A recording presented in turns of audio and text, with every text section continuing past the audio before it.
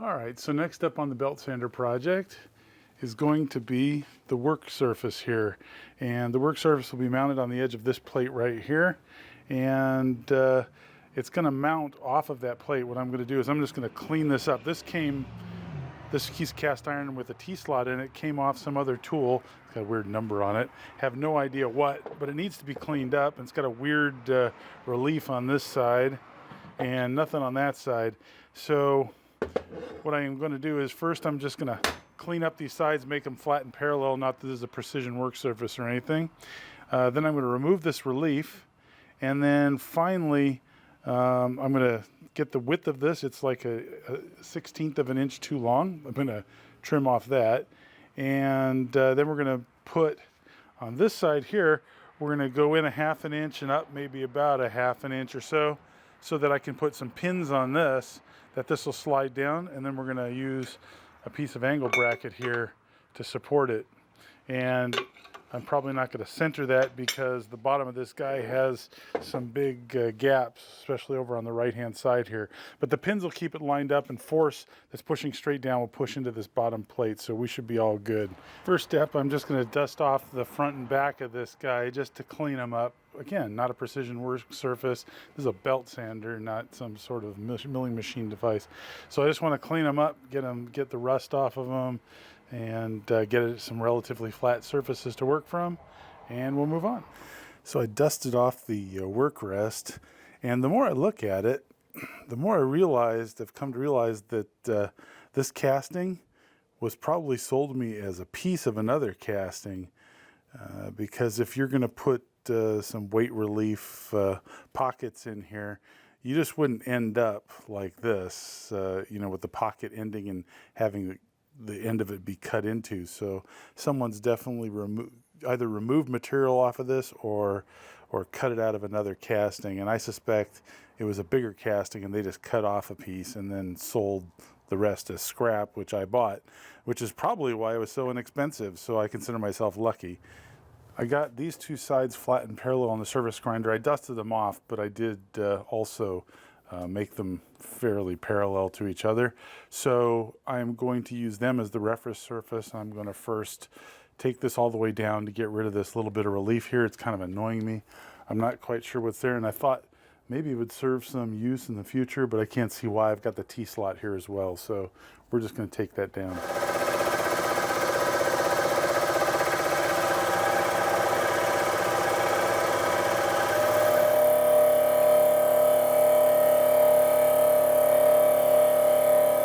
So here's the surface finished, and it didn't matter whether I went fast or slow as far as RPMs. I went all the way down to 500 RPMs, all the way up to 1600.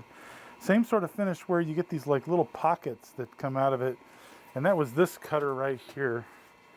I might need to back up. This was an inexpensive cutter. So I'm going to try the other side. I mean, this is an adequate finish for what it is. I'm going to try the other side of this with a different cutter head and see if I get a better surface finish. It's got wipers on it, so it probably will be. The other side will be using this one, and this is an Iskar head, so it probably is better in every way. The other one was an inexpensive import. Here's the finish on the second side, and you can tell it's no competition. The wiper flats really make a huge difference with the cast iron. I didn't know if they were going to, because cast iron is supposedly so easy cutting but abrasive. Anyway. Next up, I need to get the length of this guy right. It's currently about 100 thousandths over, so we're just going to remove some material, running an end mill along the side. Since now I know that everything's square and parallel. Ultimately, if I want this T-slot to be perfect relative to these, I'd need to run an end mill or grind even better right down the center. However, this is a belt sander, not a precision tool, but it would be an interesting exercise.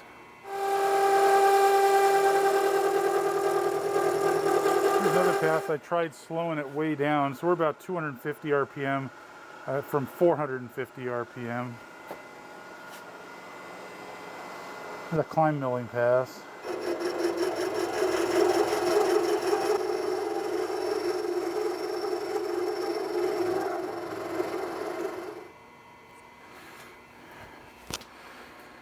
Got my length right on the money. I'm using my Schar's 12-inch electronic calipers that they sent me their original Aventor 6-inch calipers, and I like them so much I bought the set of the 12-inch, and they work really well.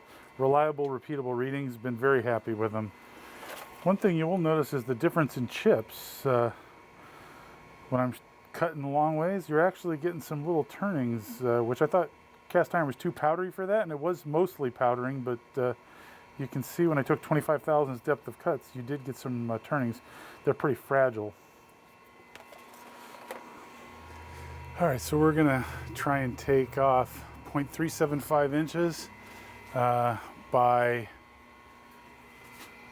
0.5 deep. So that's a fairly good chunk of material. This is a roughing end mill. It's a fine roughing end mill, and I've had decent luck with it before. So I'm just gonna get a feel for what it's gonna feel like. Maybe it's too much. Seems like it might be too fast, but I don't know. Let's see.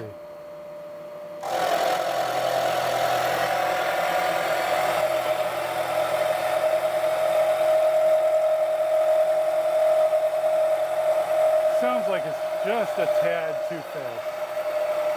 Here we are. Said more 400 RPM.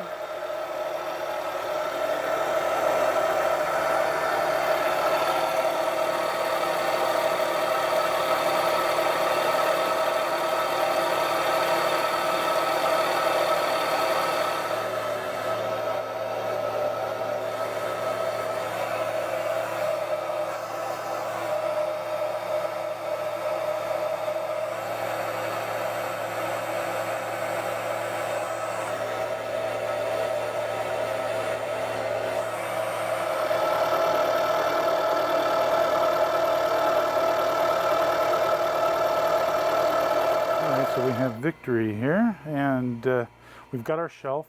So now we need to drill and ream for 2 1/4-inch pins, which are just going to locate and add a little bit of strength on the front. And then we've got to drill and tap for an angle plate that's going to support the weight.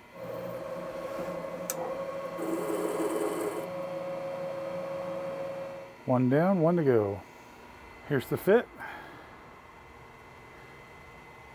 No wiggle whatsoever.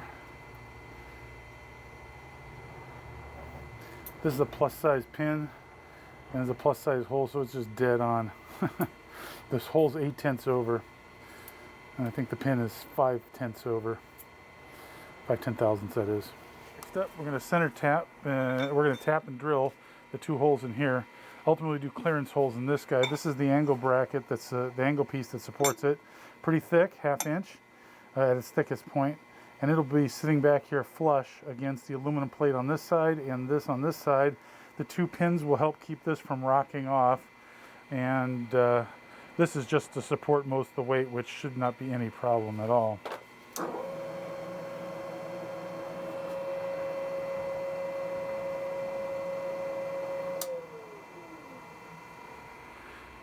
Okay, that should finish it for this side of this part.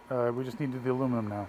Next up, we've got the bottom plate, cover plate on the front of the belt sander, and we're going to do the 2 holes for the pins here.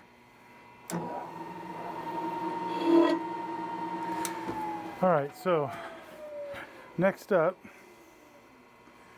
we take this plate, flip it on its side, and we drill the 2 holes for the angle plate, but we'll come back and do that in a moment. Alrighty, so because I didn't draw this in CAD, I just sort of freehand laid it out. I discovered, I decided to lay it out physically to make sure my holes were lining up properly, and fortunately, it helped me to discover one of my mistakes. So I went 2.5 inches in from the edge, from this guy here up 2.5 inches.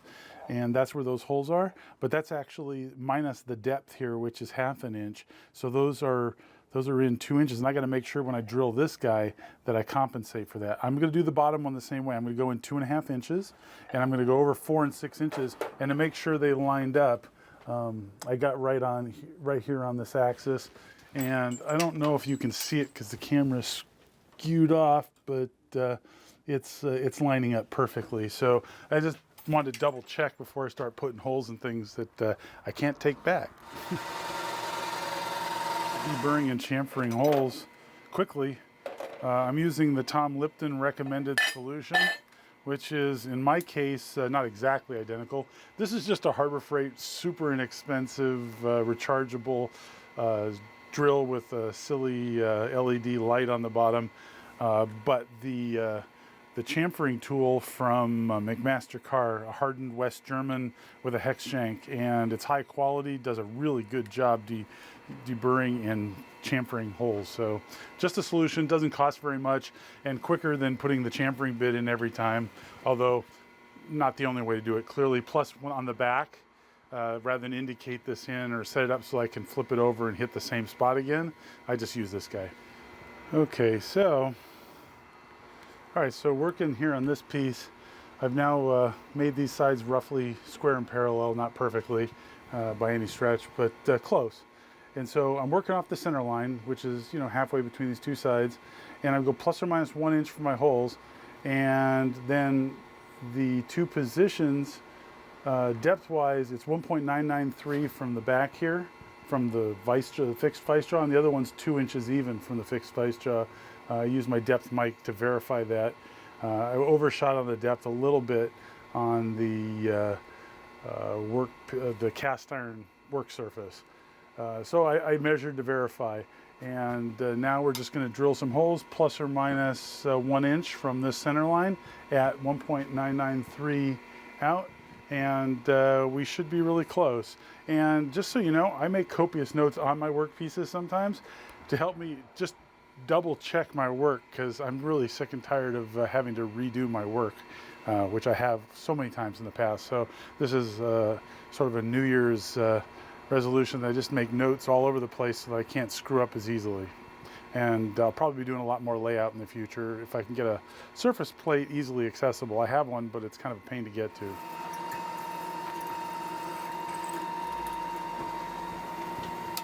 And that, as they say, is all she wrote. Next up, put on the base plate. Unfortunately, I labeled inside there just to make it easy, but it only has screws on one side.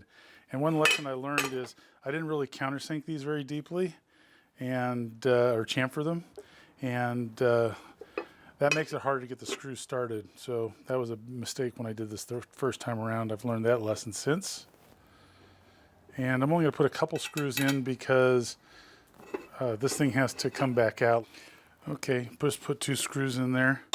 Next up is the angle plate, which I haven't even taken the writing off of yet, which I will, of course, for the final build. And we'll just pop a couple of these guys in here. I'm not going to make them all the way tight.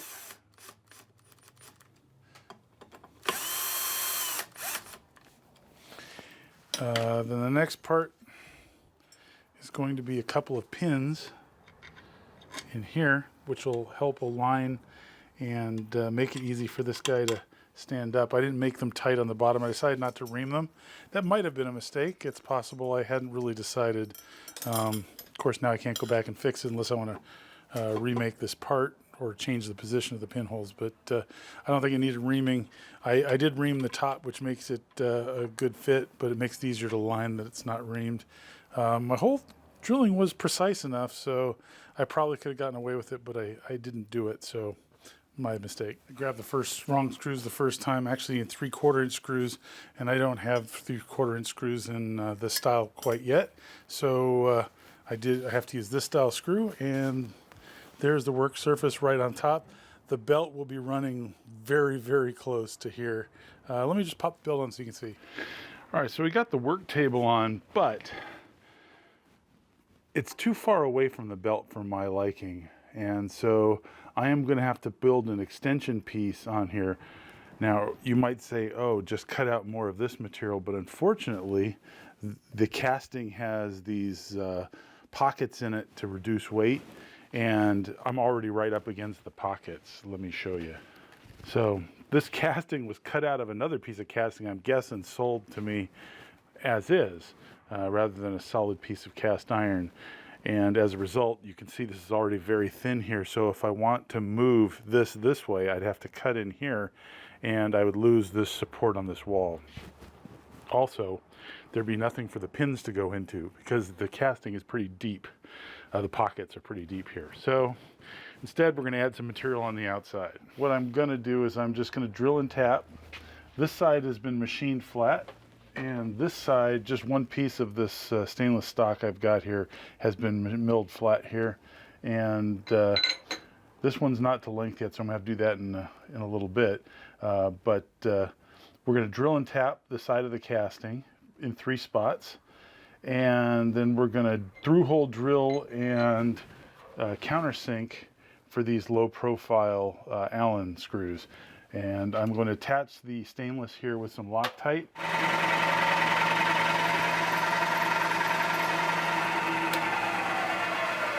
To make power tapping less likely to be a problem, I have a table that has both 50% threads for steel and cast iron and 75% depth threads, more or less, for aluminum.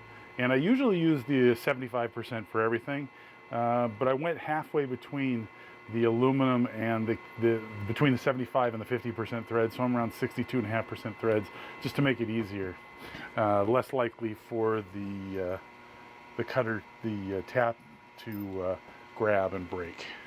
I'm just going to take my stainless bar and get it to length first, and then we'll drill some holes. When I'm machining off the side of a part for dimensional size, I use my calipers. I mean, if I want super precision, I could use micrometers, and I have 12-inch micrometers. But I find that if you take the calipers and you lie them all the way up against the back of the vise jaw and flat on the vise, and then press the ends in, you can get very, very repeatable results and get really decently accurate measurements. Got my 0 set. I'm using an end mill to countersink.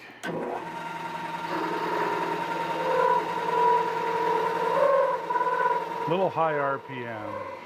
There we go. It was correct. Yep.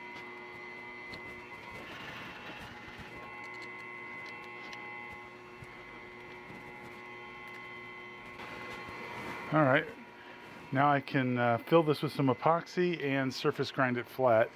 All right, so I got the extension piece on the work surface, and I decided not to epoxy it for now because I surface ground the whole thing so that it would all be in the same plane.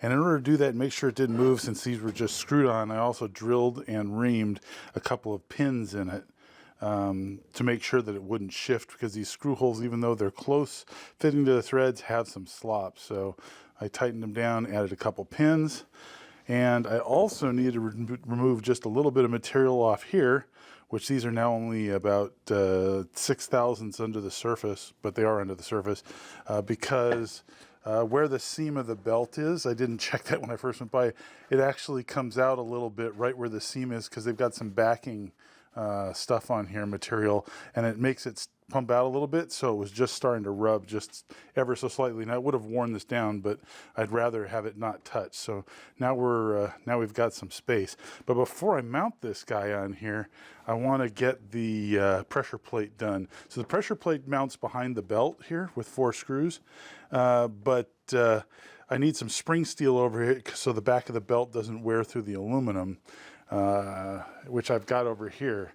Now the question is how to attach that, and I've got some ideas about how to attach a piece of this to some material to mount on top of this.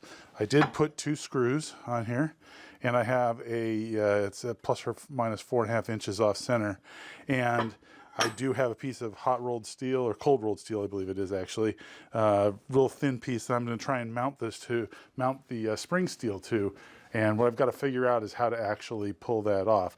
Now, first I want to actually cut a piece of this off. And this is Rockwell 62, this spring steel. This is 1095 spring steel in a pre-hardened state. And so it would be really difficult. You couldn't really cut it in your bandsaw. It would destroy your blades, I would think. But there's actually a really easy way to cut it, and I'm going to show you the method I'm going to use. So all I have to do to cut this guy is just that. Very nice edge. It does put a little bit of burr on it, which I just take over to my Scotch-Brite wheel and fix that. But other than that, very nice job.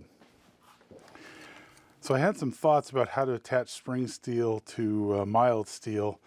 Problem is spring steel has carbon in it. It's 1095, so I think it's pointing up to, well, around average of 0.95% carbon, which makes it very hard, Rockwell 62 as I was saying. But that also means that spot weld joints will be very brittle. But I did try when I first got the spot welder to weld this, and one thing I found is that if you heat to anneal just with a blowtorch the weld site, they remain strong. Now, second problem here is that this thick material, thin material, there's just a piece of cut off. It's not very smooth, so it's not ideal in many ways. But I wanted to see if I could spot weld it, because if I could, that might be a decent way to mount this on there. So first,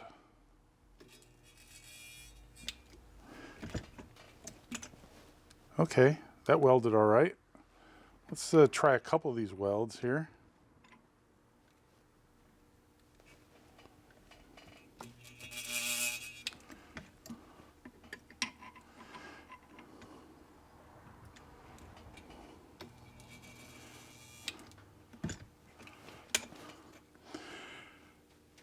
So actually, so the welds are a little bit brittle, but they're on there. And these welds aren't gonna, if I do a bunch along the top of my mounting piece, I think that's gonna work out great.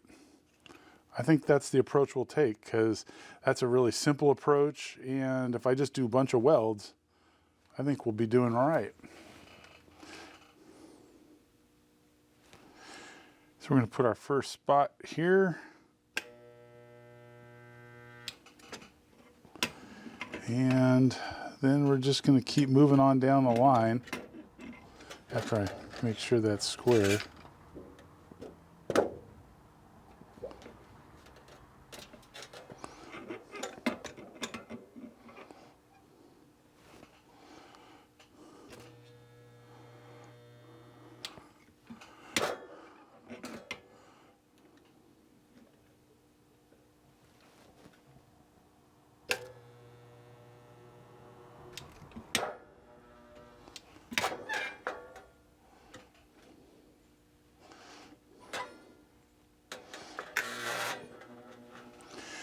And I'm just going to keep on going, creating groups of spot welds.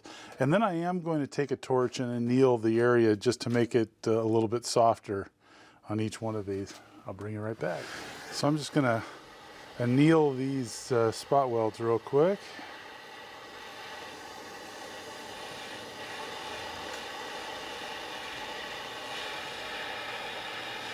Although that is making the metal pucker, that may not be the best idea. Oh, that's not what I wanted it to do. Didn't think about that. Differential expansion. Yeah, that could cause problems. If it puckers up, it could rub on the belt more in one spot than the other. I guess we're going to have to leave it and see how it works if it doesn't break the welds for me. Yeah, that was not a good idea. Didn't think of that. I think I'd have to spot weld all the way across in order for that to not be a problem. Fortunately, some of the distortion went away after it cooled. There's still a little bit of buckling in between spot welds, which we'll see if it's a problem. Hopefully it won't be, because it might want to scoop into the weld. But when I ground this down, it seemed to mostly go away. There's a little pucker there, if you can see. We'll see how serious that is. All right, let's head over and just assemble this. The first step is going to be to take the belt off so I can get to the screw holes here.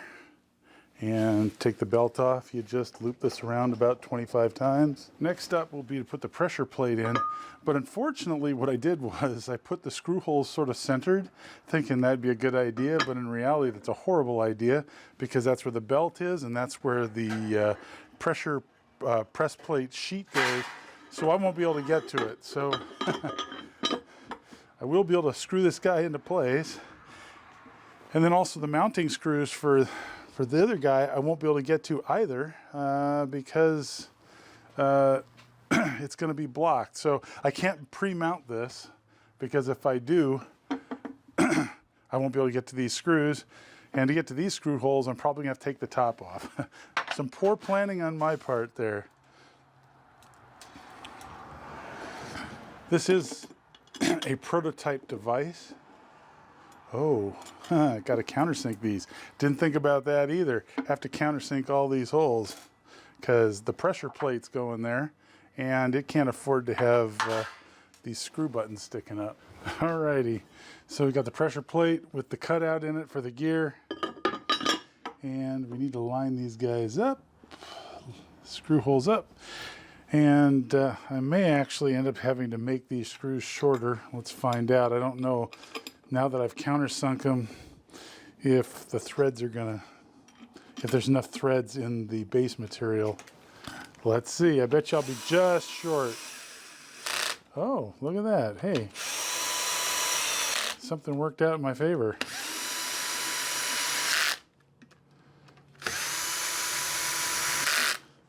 All right. Okay. So we're going to have to take the top piece off to mount this guy.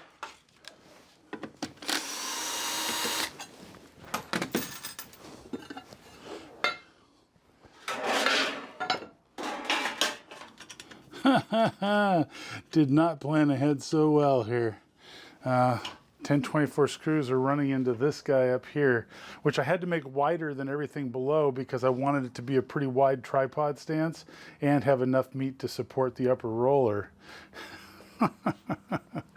That was good thinking on my part. All right, so the press plate's in. Now I should see if the belt will go on appropriately. And that looks good. So that's centered about right.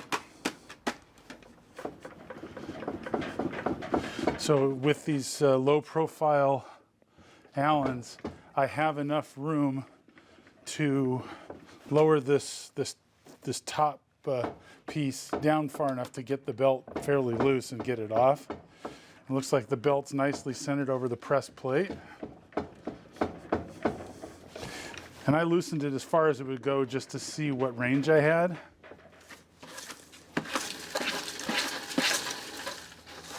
Okay, this looks good. And the beauty of having a big chunk of aluminum behind the press plate here is that it'll cool it off, because if you're pushing hard into it, you can get a fair amount of friction. So I'm counting on the fact this is Rockwell 62 not to wear out too quickly. And I think we're good here. So I'm going to put the top piece back on. Got to tell you, I'm feeling a little silly that I didn't plan ahead that far, but to be honest, I was concerned about the rotary mechanics most, that I was not going to get it right. So I focused heavily on that, and I probably would have had to do another couple drawing iterations to try and get this other part right. Alrighty. Next up, let's put on the work surface here. Oh, and I need the pins, which helps to align it quite nicely.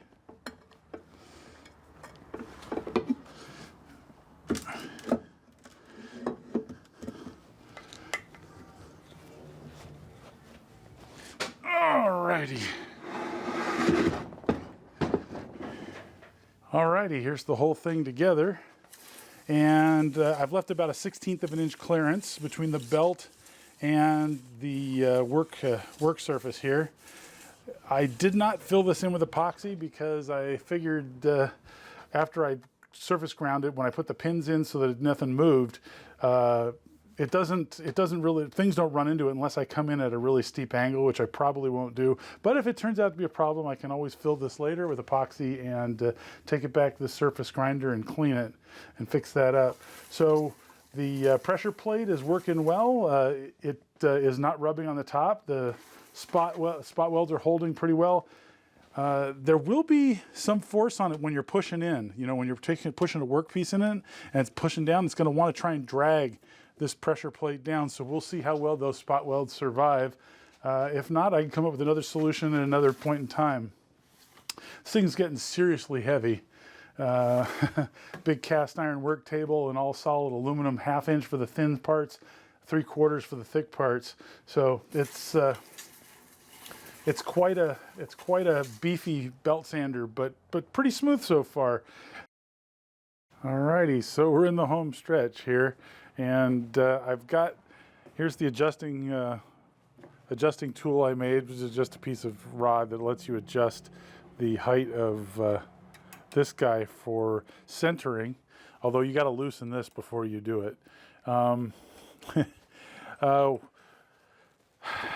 We're all set on this part. We still need to hook up the motor and the power box. I got the wrong motor, I've discovered.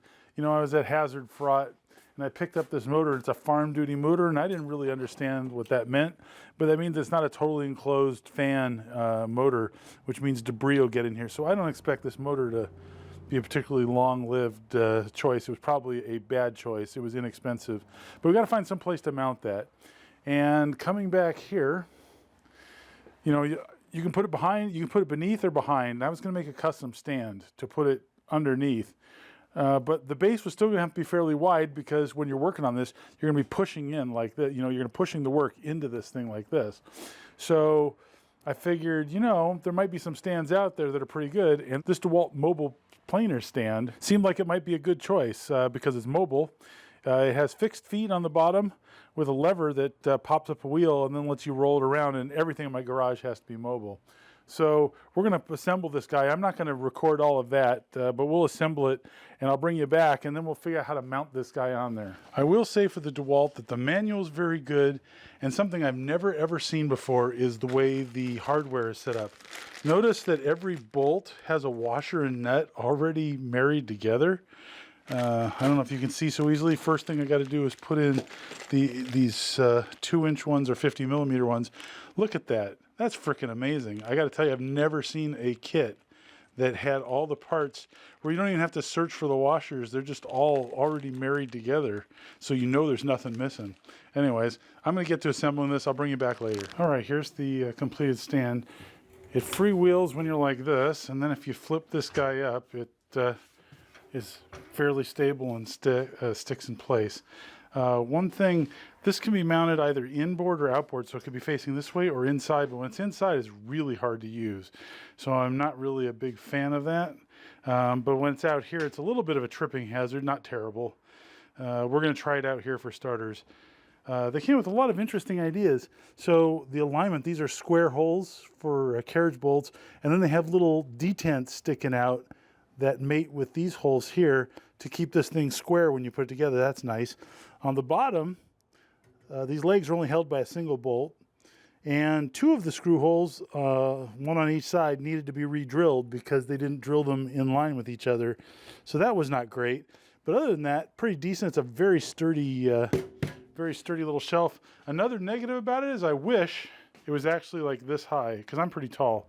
I wish it was actually like another 6-8 inches taller, but I couldn't find any that were that tall and still reasonably built, so I might end up modifying this in the future. This is also MDF, which is not ideal either, but we're going to try and install this guy on there anyways, just so we can try it out. One advantage of MDF, a little one, is that it's vibration absorptive because of all the sawdust in it, but it's also got the strength of pressed sawdust and adhesive, so not a great strength factor. It's only about 1/2 inch material too.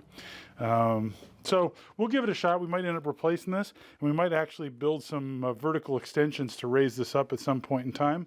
But for now, I just want to see if I can get it working. So we're going to start there and see how that goes. All right, so here's a rough positioning. I took the bottom plate off, put 2 1/2-inch 13 holes in it, spaced 5 inches apart down the dead center of this guy. The motor needs to be somewhat close. And this thing's heavy enough that I'd rather not be in the middle of the MDF. By the way, just sliding these metal things on here is scratching this very, very thin plastic coating on top of here. Woodworking stuff, you know. Probably at some point replace that with a chunk of aluminum, 1/2-inch aluminum or something. But in the meantime, this looks like it'll be sturdy enough. I'm just trying to figure out exactly where I want it. I might want this to overhang a little bit. That means when I move it, I can just grab this and wheel this thing around. So if it's right here, when it's on wheels, it actually moves really smoothly, and this sort of acts like a handle. I'm not entirely certain about where I want it, but I think this is right. I think this is how I want it. Maybe I'll pull this all the way up flush with the end here. That might also be good. I don't know how stable that'll be, but we can try it. All right, so we're here, I thought. So I've got the magnetic switch wired and hooked to the base table, and I've got the drive belt on here. I made a plate for the motor that's adjustable to set tension. The wiring is sort of temped in at the moment.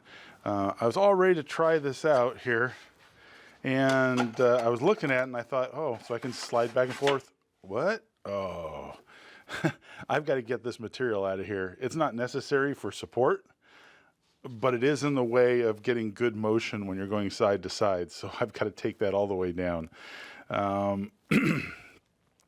So I'm going to do that next. And let me see. So I also, these button head screws, I kind of like the way they looked originally, but I'm not liking the way they look sticking out. I'm going to countersink them.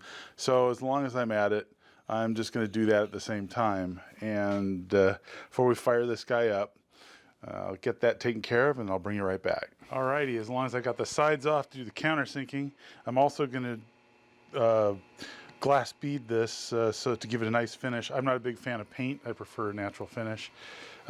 Here's the inside. So you can see where I spot welded the spring steel on here, and it looks like it's wearing faster than I expected, because what's happening is apparently a little grit from the belt gets behind it occasionally and then scratches it up a little more than occasionally, which is unfortunate. Here's where I was pressing down here. The nice thing about this big aluminum plate is it sucks the heat away. So now you can see everything. Here's the tilt mechanism, the lift. Here's the rest of the lift mechanism and the bottom roller. And I still need to come over and remove all of this material here, which is what I'm about to do.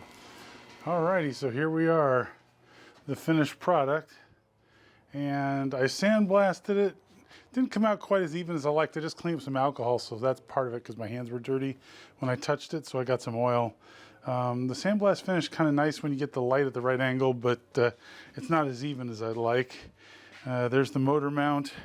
T-nuts in the laminate here. Some big ones, 3/8 inch. Alrighty, we ready to fire this guy up? Let you give you a warning. It sounds a bit like a freight train. There's some steel.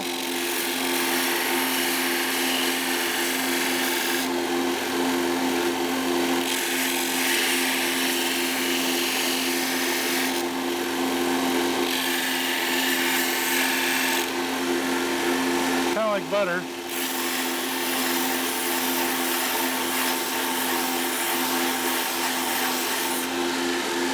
Takes that right down. Could have started with some aluminum.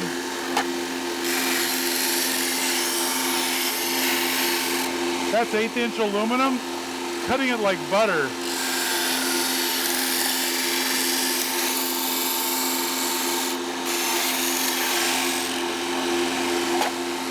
Now that I've removed this spot over here, can go side to side. This is 60 grit belt. Alrighty, so here we are. The belt sander is completed to the point where it's usable. The electrical's done. I moved the shelf all the way down on the bottom so I didn't waste all that space. I can completely use the belt sander as is. However, glaring missing pieces are the belt cover, which I've got to make. I have no sheet metal experience, so that might be a bit of a challenge, but we got a plan for that. And we need some dust collection, because right now the debris all collects inside here, and it doesn't just collect on the bottom, but it collects on these various levels inside here. I don't know if you can see that, probably not, but it's collecting everywhere on all these different levels, and that'll definitely not be a good thing. So we're going to do some active dust collection, and I've got some ideas of how to do a 3D printed part to fit in here and take care of that. We'll see how well that works. But for now, we have a very workable belt sander, and I'm very excited. The belt is loading up with aluminum. One of the solutions that I heard, you can just take a bar of soap before you use it and run the soap across it, and the soap will prevent it from loading up. But after it's loaded up, one of the solutions is to get one of these belt dressing sticks, and they're like 1 inch by 1 inch square, about 1 foot long, made out of kind of like a racer material, and you just run them across the belt and they'll pull all this debris off for you. So that's about it. This has been quite an epic journey for this project, and I'm pretty pleased how it turned out. I hope you had fun following along with me, and thanks for watching. Hope to see you next time.